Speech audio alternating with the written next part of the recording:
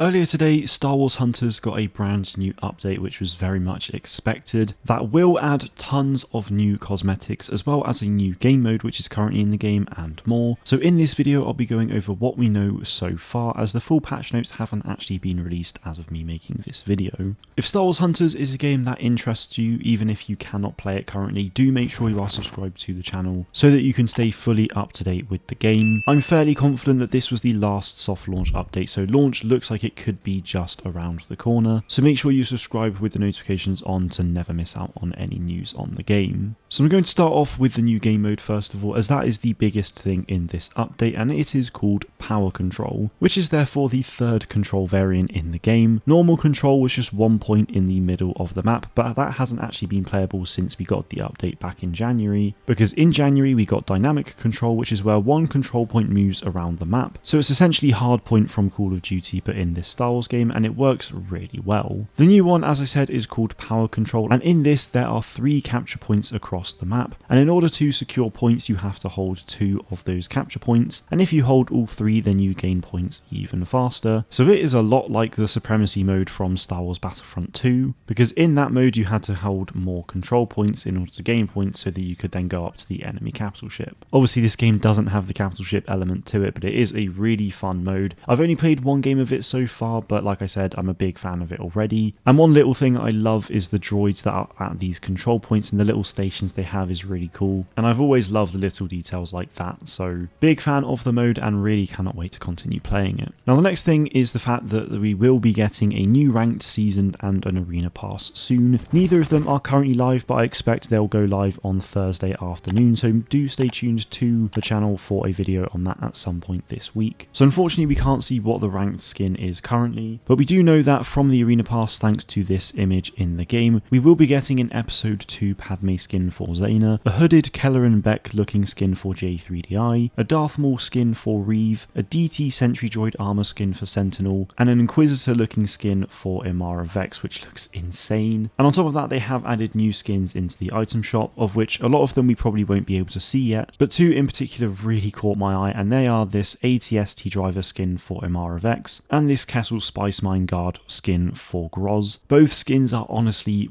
really cool, and the team at Zynga have been doing a seriously great job with the cosmetics in this game, especially over the last 6 to 9 months or so. So I'm really excited to see what else is to come. With the cosmetics in this game, Star Wars fans will find tons of insane references and little Easter eggs here and there, so it really is worth keeping an eye on all of the skins that come into the game. And I'm really excited that as the game is still in soft launch, I can't wait for so many of you to be able to actually finally see them for yourselves. Another thing that they have done is overhaul a bunch of the abilities for the hunters, so that is going to require some testing, and I think more information will come out on that with the patch notes, which will probably drop tomorrow. And finally, there is a new path to be able to unlock hunters for free, which is amazing news, because even though in the last couple of updates they have made it possible to unlock a bunch of the hunters for free, it wasn't possible to get all of them, which now I think it is the case. But as I've unlocked all of them, I can't actually see how that looks. So if anyone is currently playing that doesn't own all of them, I'd love to hear your thoughts on the new system. And again, I imagine there's going to be more information on that from the patch notes tomorrow. But that is everything we know so far. Like I said, if we get patch notes tomorrow, I will make a video on that as soon as possible. There will also be tons of other Hunters videos in the coming weeks, so make sure you do subscribe to the channel so you don't miss out on any of that. That is it from me today though. Thank you all very much for watching, and may the force be with you always.